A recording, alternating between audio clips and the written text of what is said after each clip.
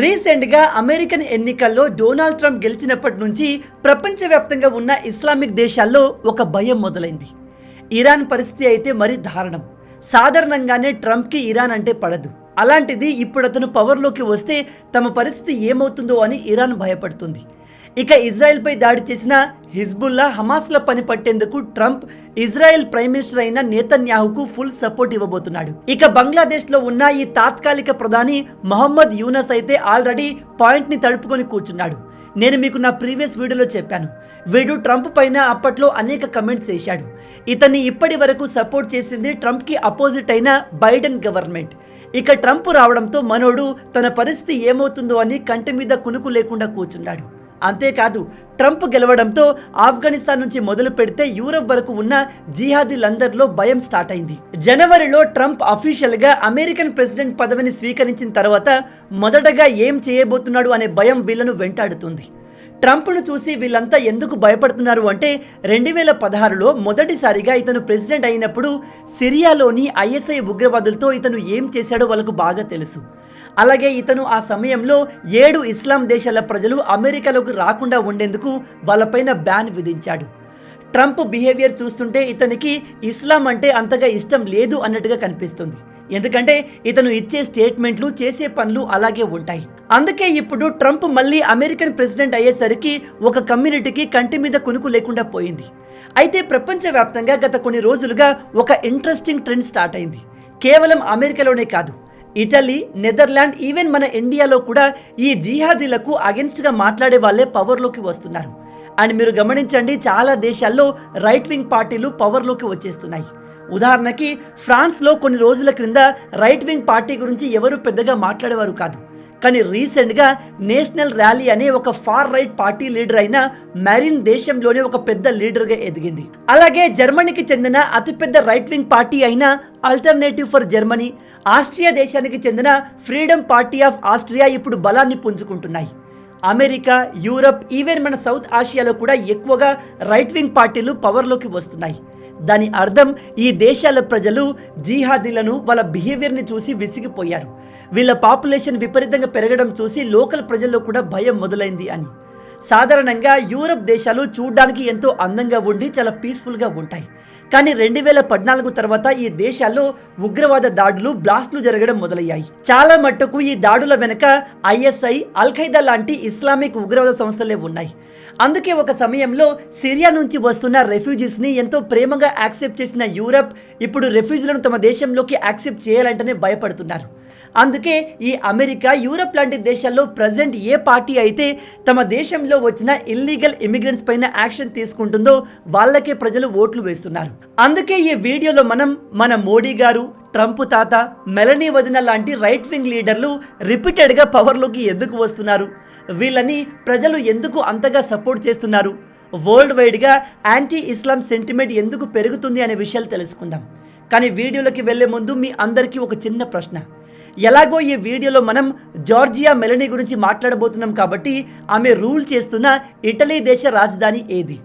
Number 1 Paris, number 2 Madrid, number 3 Rome, number 4 Berlin. మీ ఆన్సర్ని కింద కామెంట్లో చెప్పండి. చూద్దాం మీలో ఎంతమంది కరెక్ట్గా ఆన్సర్ చెప్తారు అనేది. దీనికి రైట్ ఆన్సర్ నేను వీడియో ఎండ్లో చెప్తాను. కాబట్టి వీడియోని ఏమాత్రం స్కిప్ చేయకుండా పూర్తిగా చూసి అన్ని విషయాలు తెలుసుకోండి.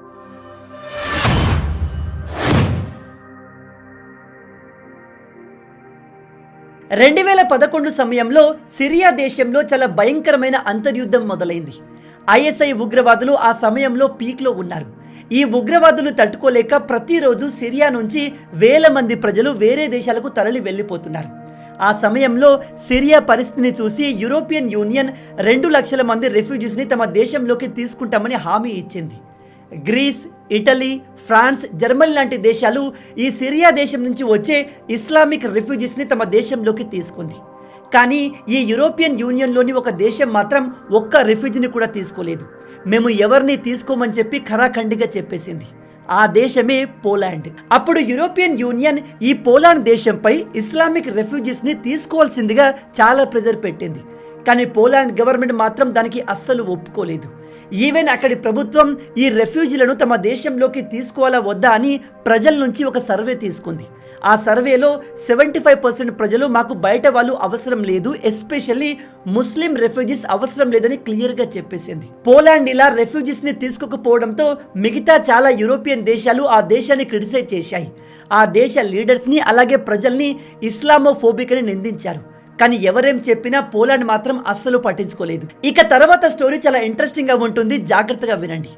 ఎప్పుడైతే ఈ ఇస్లామిక్ రెఫ్యూజీలు మెల్లమెల్లగా యూరోపియన్ దేశాల్లో ఎంటర్ అవ్వడం మొదలు పెట్టారో ఆ దేశాల్లో అటాకులు జరగడం, ఉగ్రవాద దాడులు జరగడం మొదలయ్యాయి. ఎంతో ప్రశాంతంగా ఉండే యూరప్లో 2014 నుంచి ఉగ్రదాడులు జరగడం మొదలయ్యాయి. ఇప్పుడు మీలో కొంతమంది అనవచ్చు, అలా ఎందుకు బ్రదర్, ఈ రెఫ్యూజీలందరూ చెడ్డవాళ్ళనా అంటే అందరూ చెడ్డవాళ్ళు కాదు. కానీ ఈ ఇస్లామిక్ రెఫ్యూజీస్ వేషంలో చాలామంది ఐఎస్ఐ, అల్ఖైదా ఉగ్రవాదులు యూరప్ దేశాల్లో చాలా ఈజీగా ఎంటర్ అయిపోయారు. ఈ ఉగ్రవాదుల మైండ్ సెట్ ఎలా ఉంటుందో మీ అందరికీ తెలుసు. వీళ్ళు యూరప్ దేశాల్లో ఎంటర్ అవ్వడంతోనే ఇష్టం వచ్చినట్టుగా దాడులు చేయడం, పేలులు జరపడం చేశారు. 2012-13 వరకు యూరప్ దేశాల్లో చాలా రేర్గా ఇలాంటి దాడులు జరిగేవి. కానీ 2014 నుంచి ఈ రెఫ్యూజీస్ని తీసుకున్న తర్వాత ఎప్పుడూ లేనంతగా వరుసగా దాడులు జరగడం మొదలయ్యాయి. ఒకసారి ఈ నంబర్స్ని గమనించండి. 2015లో యూరప్లో 17 ఉగ్రదాడులు జరిగాయి. ఆ దాడుల్లో 150 మంది మరణించారు. 2016లో 13 దాడులు జరిగాయి. ఇందులో 135 మంది మరణించారు. 2017లో 33 దాడులు, 2018లో 24 దాడులు, 2019లో 21 దాడులు, 2020లో 11 దాడులు. ఇలా ప్రతి సంవత్సరం అక్కడ దాడులు జరుగుతూనే ఉన్నాయి. యూరప్లో జరుగుతున్న ఈ దాడులు మెల్లగా ఆ దేశాలనే కంప్లీట్గా మార్చేశాయి. ఈ అన్ని దాడులపైన ఇన్వెస్టిగేట్ చేసి అక్కడి పోలీసులు, సీక్రెట్ సర్వీస్ చెప్పేది ఏమిటంటే ఈ అన్ని దాడులు చేసింది ఆ దేశంలోకి కొత్తగా వచ్చిన ఒక కమ్యూనిటీకి చెందిన వాళ్ళు అని. ఈ అన్ని దాడులు చేసింది ఇస్లామిక్ ఉగ్రవాదులే. కొన్ని ప్రాంతాల్లో వీళ్ళు బాంబుల్ని పేల్చారు, ఇంకొన్ని ప్రాంతాల్లో ఓపెన్ ఫైరింగ్ చేశారు, ఇంకొన్ని ప్రాంతాల్లో అయితే కత్తులతో ప్రజలపైన దాడి చేశారు. ఇలా వరుస దాడులు చూసి యూరప్ ప్రజల్లో కూడా భయం మొదలైంది. కష్టాల్లో ఉన్నారు అని ఈ రెఫ్యూజీలకు మేము మా దేశంలో ప్లేస్ ఇచ్చి కాపాడితే తిరిగి వాళ్ళు మమ్మల్నే చంపాలని చూస్తున్నారు, మాపైనే దాడులు చేస్తున్నారు అనే విషయం యూరప్ ప్రజలందరికీ క్లియర్గా అర్థమైంది. ఈ రాడికల్స్ పేలులు జరిపి జనాల్ని పొట్టన పెట్టుకోవడం మాత్రమే కాదు, యూరప్ మహిళలపైన అత్యాచారాలు కూడా చేస్తున్నారు. మెల్లగా యూరప్ ప్రజలు తాము చేసిన మిస్టేక్ ఏంటో రియలైజ్ అవ్వడం మొదలుపెట్టారు. యూరప్లోని ఏ ప్రాంతాల్లో అయితే ఈ ఇస్లామిక్ రెఫ్యూజీస్ సంఖ్య ఎక్కువగా ఉందో అక్కడి లోకల్ పీపుల్స్కి ప్రాబ్లమ్స్ మొదలయ్యాయి. వాళ్ళ బిజినెస్ల పైన, ఈవెన్ వాళ్ళపైన కూడా రీజన్ లేకుండా దాడులు జరుగుతున్నాయి. సాధారణంగా యూరప్ అంటే ఫుల్ ఫ్రీడమ్. ఎవరికి నచ్చిన కల్చర్ని, మతాన్ని వాళ్ళు ఫాలో అవ్వచ్చు. ఆడ మగానే తేడా ఉండదు, ప్రతి ఒక్కరికి సమానమైన హక్కులు ఉంటాయి. అలాంటి దేశాల్లో కొత్తగా ఒక కమ్యూనిటీ వచ్చి లోకల్ ప్రజల్ని ఇబ్బంది పెట్టడం, దాడులు చేయడంతో పాటు తమ కల్చర్ని లోకల్స్ పైన బలవంతంగా రుద్దుతున్నారు. తమ పాపులేషన్ని పెంచుకుంటున్నారు. దాంతో ఆ దేశాల ఒరిజినల్ కల్చర్లో కూడా చాలా మార్పులు రావడం మొదలయ్యాయి. ఇలా యూరప్లోని ఆల్మోస్ట్ అన్ని దేశాల్లో దాడులు, పేలులు జరుగుతున్నాయి. కానీ ఒక్క దేశంలో మాత్రం ఎటువంటి డిస్టర్బెన్స్, ఎటువంటి దాడులు లేకుండా ప్రజలు చాలా పీస్ఫుల్గా ఉంటున్నారు. ఆ దేశం ఏదో తెలుసా? మొదట్లో రెఫ్యూజీస్ని మేము తీసుకోము అని రిజెక్ట్ చేసిన పోలాండ్ దేశం. 2011 తర్వాత యూరప్లోని ఆల్మోస్ట్ అన్ని దేశాల్లో ఉగ్రదాడులు, పేలులు జరుగుతుంటే పోలాండ్ మాత్రం చాలా సేఫ్గా, సెక్యూర్గా ఉంది.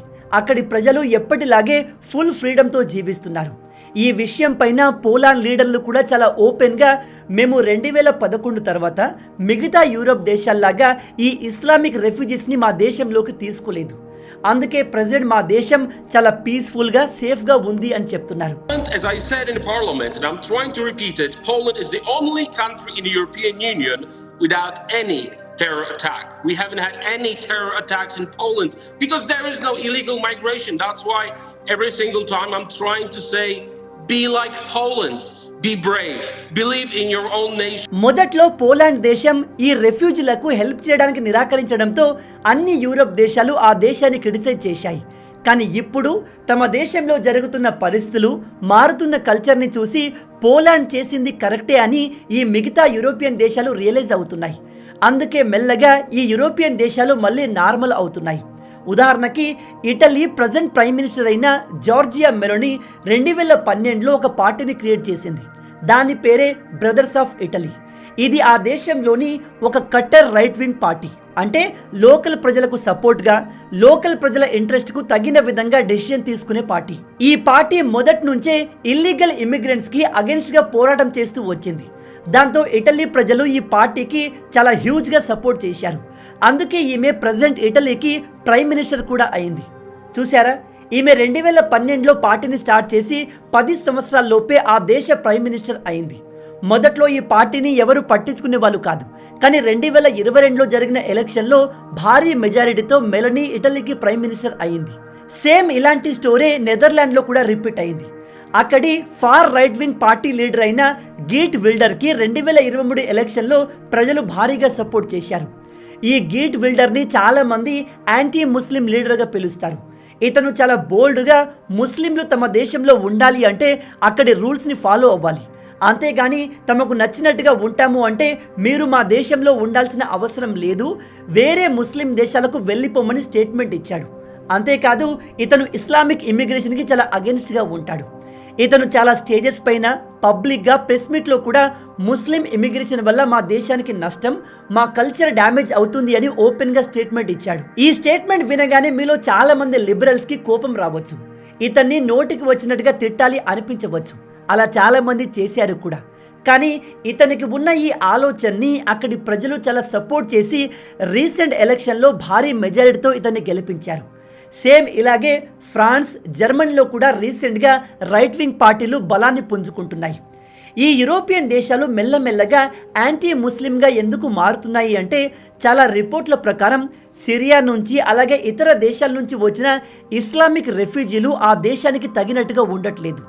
వీళ్ళకు నచ్చినట్టుగా ఉంటూ వీళ్ళ పాపులేషన్ని అక్కడ పెంచుకొని ఆ దేశాన్ని వీళ్ళ కంట్రోల్లోకి తెచ్చుకోవాలి అనుకుంటున్నారు. రీసెంట్గా అయితే జర్మనీ, ఇటలీ దేశాల్లో అక్కడి ముస్లింలు ఆ దేశవ్యాప్తంగా షరియాలా తేవాలి అని రోడ్లపైకి వచ్చి ప్రొటెస్టులు కూడా చేశారు.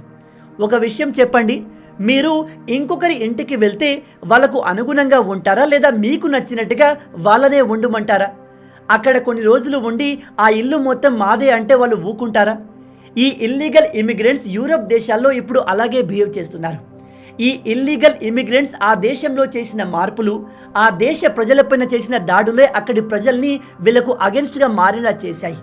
ఇక్కడ ఇంకో షాకింగ్ విషయం ఏమిటంటే ఈ ఇస్లామిక్ ఇల్లీగల్ ఇమిగ్రెంట్స్ల సంఖ్య రోజు రోజుకి విపరీతంగా పెరుగుతుంది అండ్ లోకల్ ప్రజల పాపులేషన్ ఘోరంగా పడిపోతుంది. ఈ విషయాన్ని గమనించిన యూరోపియన్ ప్రజలు రోడ్ల మీదకు వచ్చి ఇదిగో ఈ విధంగా భారీగా ప్రొటెస్టులు చేయడం మొదలుపెట్టారు. ఇక్కడ వీళ్ళు చెప్పేది ఏమిటంటే మనం ఇలాగే కంటిన్యూగా ఇస్లామిక్ రెఫ్యూజీలను తీసుకోవడం, ఇల్లీగల్ ఇమిగ్రెంట్ని సపోర్ట్ చేయడం చేస్తే దేశం సర్వనాశనం అవుతుంది, మన దేశంలో మనమే పరాయి వాళ్ళం అయిపోతామని చెప్తున్నారు. నేను ఇప్పటి వరకు మీకు చెప్పిన విషయాలన్నీ కూడా ఫ్యాక్ట్స్ని బేస్ చేసుకొని చెప్పినవి. నేను చెప్పిన ప్రతి మాట మీకు ఇంటర్నెట్లో చాలా ఈజీగా దొరికేస్తుంది. కావాలంటే సొంతంగా రీసెర్చ్ చేయండి, నిజాలు తెలుసుకునే ప్రయత్నం చేయండి. బట్ స్టిల్ కొంతమందికి ఈ నిజాలు వినడం ఇష్టం ఉండదు. వాళ్ళకు మనం ఎన్ని ప్రూఫ్లు చూపించినా ఎంత చెప్పినా వినరు. అలాంటి వాళ్ళతో మనం వాదించడం బెస్ట్. మీ అందరికీ గుర్తుండే ఉంటుంది, రీసెంట్గా బంగ్లాదేశ్లో హిందువులపైన దారుణమైన దాడులు జరిగాయి. హిందువులను పరిగెత్తించి మరీ చంపారు, అనేక గుళ్ళలో నిప్పులు పెట్టారు, హిందూ మహిళల్ని ఎస్పెషల్లీ అమ్మాయిల్ని టార్గెట్ చేసి కిడ్నాప్ చేశారు, వాళ్ళను బలవంతంగా పెళ్లిళ్ళు చేసుకున్నారు, ఒప్పుకోకపోతే చంపేశారు. ఒక విషయాన్ని బాగా గుర్తుపెట్టుకోండి, మనకు న్యూస్లో అన్ని విషయాలు రావు, కొన్ని మాత్రమే తెలుస్తాయి. అలాంటిది బంగ్లాదేశ్ మీడియాకు అందని హిందువులపై ఇంకా ఎన్ని భయంకరమైన దాడులు జరిగి ఉంటాయి. న్యూస్లో వచ్చిన విషయాలు వింటేనే మనకు ఇలా అనిపిస్తుంది. అలాంటిది ప్రజెంట్ బంగ్లాదేశ్లో హిందువుల పరిస్థితి ఎలా ఉండవచ్చు ఒకసారి ఇమాజిన్ చేయండి. ఇక్కడ దారుణమైన విషయం ఏమిటంటే మన దేశంలో ఉన్న లీడర్లు, అతిపెద్ద అపోజిషన్ పార్టీ లీడర్ బంగ్లాదేశ్లో ఉన్న హిందువుల గురించి ఏమాత్రం మాట్లాడలేదు. కానీ వీళ్ళు గాజాలోని ప్రజల్ని కాపాడమని మాత్రం మాట్లాడతారు. గాజాలోని ప్రజల్ని సపోర్ట్ చేయడంలో ఎటువంటి తప్పు లేదు, కానీ ఎక్కడో ఉన్న గాజాలో ఉన్న ప్రజల గురించి మాట్లాడారు. కానీ మన పక్క దేశంలో ఉన్న హిందువుల గురించి వీళ్ళు ఎందుకు మాట్లాడరు? మన దేశంలో ఉన్న లీడర్లు మాట్లాడలేదు. కానీ అమెరికాకు ప్రెసిడెంట్ అయిన డొనాల్డ్ ట్రంప్ చాలా ఓపెన్గా నేను బంగ్లాదేశ్లో ఉన్న హిందువుల్ని కాపాడుతాను, బంగ్లాదేశ్లోనే కాదు ప్రపంచవ్యాప్తంగా ఉన్న హిందువులపై జరుగుతున్న దాడిని ఖండించి హిందువులకు సెక్యూరిటీ ప్రొవైడ్ చేస్తాను అని మాటిచ్చారు. మన దేశంలో ఉన్న కొంతమంది బుద్ధిజీవులు ఎలా ఉంటారు అంటే వాళ్ళు హిందువుల గురించి మాట్లాడరు, కానీ మాట్లాడే వారిని క్రిటిసైజ్ చేస్తారు. మీరు చెప్తే నమ్మరు, ట్రంప్ ఈ స్టేట్మెంట్ ఇచ్చినందుకు మన దేశంలోని కొంతమంది లీడర్లు ట్రంప్కి అగెన్స్ట్గా స్టేట్మెంట్లు ఇచ్చారు. ట్రంప్ ఇచ్చిన ఈ స్టేట్మెంట్కి అగెన్స్ట్గా మేము ప్రొటెస్ట్ చేస్తున్నాము అన్నట్టుగా లెటర్లను అమెరికన్ వైట్ హౌస్కి పంపించారు. చాలామంది మన దేశంలో ఉన్న వాళ్ళే బంగ్లాదేశ్లో హిందువులపై ఏమీ జరగట్లేదు, అక్కడ ఎటువంటి దాడులు జరగట్లేదు, అదంతా అబద్ధమని కూడా ప్రచారం చేస్తున్నారు. అందుకే అంటారు మన ఇండియాకి శత్రువులు ఎక్కడో లేరు, మనతో పాటు మనలోనే ఉంటారు. మనకు సెపరేట్గా శత్రువులు అవసరం లేదు, మనలో మనమే శత్రువులుగా మారుతాము. ప్రజెంట్ ప్రపంచవ్యాప్తంగా ఉన్న పరిస్థితులు, ఒక దేశంలో ఉన్న ప్రజల బిహేవియర్, మారుతున్న పరిస్థితులు, కల్చర్ని బట్టి ప్రజలు డెసిషన్ తీసుకుంటున్నారు. ఏ లీడర్ని ఎన్నుకోవాలి, ఏ లీడర్ని ఎన్నుకోకూడదో చాలా తెలివిగా నిర్ణయాలు తీసుకుంటున్నారు. అందుకే ప్రపంచవ్యాప్తంగా చాలా దేశాల్లో రైట్ వింగ్ పార్టీలు ఆయా దేశాల్ని ఏలుతున్నాయి. కొన్ని దేశాల్లో రైట్ వింగ్ పార్టీలు మెల్లగా బలాన్ని పుంజుకుంటున్నాయి. నేను ఇక్కడ మీ అందరికీ చెప్పేది ఏమిటంటే అనవసరంగా ఏ కమ్యూనిటీని, ఏ మతాన్ని, ఏ కులాన్ని క్రిటిసైజ్ చేయకూడదు. మనం మన మతాన్ని, మన కులాన్ని ఏ విధంగా అయితే గౌరవిస్తామో అదే గౌరవం ఇతర మతాలకు కూడా ఇవ్వాలి. ఇది అందరికీ వర్తిస్తుంది. కానీ కొన్ని మతాల వారు, కొన్ని కులాల వారు కావాలనే సమాజంలో డిస్టర్బెన్స్ క్రియేట్ చేయాలి, ఈ లోకం మొత్తం మేమే ఉండాలి, వేరే ఎవరు ఉండకూడదు అనే ఆలోచనతో ఉంటే వాళ్ళకి చివరికి ఓటమి అండ్ అంతం తప్పదు. మొత్తంగా ఇవి ఈ వీడియోకి సంబంధించిన పూర్తి విషయాలు. ఇక నేను మిమ్మల్ని మొదట్లో అడిగిన ప్రశ్నకు సమాధానం విషయానికి వస్తే, ఇటలీ దేశ రాజధాని ఏది? దీనికి రైట్ ఆన్సర్ నెంబర్ 3 రోమ్. మీలో ఎంతమంది దీన్ని కరెక్ట్గా ఆన్సర్ చేయగలిగారు? హానెస్ట్గా కింద కామెంట్లో చెప్పండి. మొత్తంగా ఇవి ఈ వీడియోకి సంబంధించిన పూర్తి విషయాలు. ఈ వీడియో మీకు నచ్చింది అనుకుంటున్నాను. నచ్చితే అలా ఊరికే చూసి వెళ్ళిపోకుండా వీడియోను లైక్ చేయండి. ఈ వీడియోకి నేను మీకు ఇచ్చే లైక్స్ టార్గెట్ 5000 లైక్స్. చాలా ఈజీ, సింపుల్గా చేసేయండి. మీరు కొట్టే లైక్స్కి కింద ఉన్న లైక్ బటన్ పగిలిపోవాలి. అలాగే ఇలాంటి మరిన్ని ఇంట్రెస్టింగ్ వీడియోస్ కోసం మన ఛానల్ని సబ్స్క్రైబ్ చేసి మమ్మల్ని సపోర్ట్ చేయొచ్చు కదా. ఇది మీకు కంప్లీట్లీ ఫ్రీ, కానీ మీరు చేసే ప్రతి ఒక్క లైక్ అండ్ సబ్స్క్రిప్షన్ మాకు మరిన్ని వీడియోస్ చేయడానికి ఒక మోటివేషన్లా ఉంటుంది. కాబట్టి వీడియోని లైక్ చేసి ఛానల్ని సబ్స్క్రైబ్ చేయడం మర్చిపోవద్దు. రాబోయే వీడియోలో ఇంకో ఇంట్రెస్టింగ్ టాపిక్తో మళ్ళీ కలుద్దాం. అంటిల్ దెన్, జై హింద్.